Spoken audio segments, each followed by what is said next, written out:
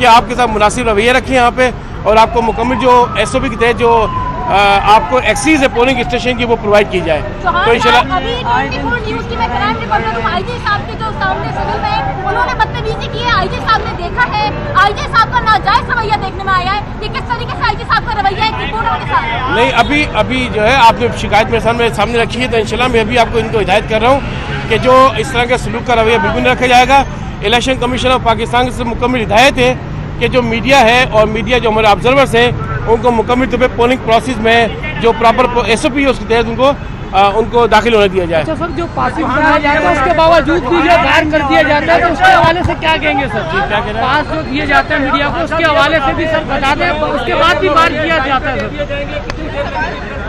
पास की जो बात आपने की है, पास के तहत जो भी आपकी जो बाकायदा SOP बनी हुई उसके तहत आपको अंदर जाने की इजाज़त है। और आपने बात की रिजल्ट की, अगर कोई कहीं पोलिंग प्रोसेस लेट शुरू हुआ है तो वो टाइम हम देखेंगे और रिटर्निंग अफसरान की जो है वो बाकायदा रिपोर्ट के बाद ही फैसला किया जाएगा उसमें। Okay, thank you sir, thank you sir, thank you.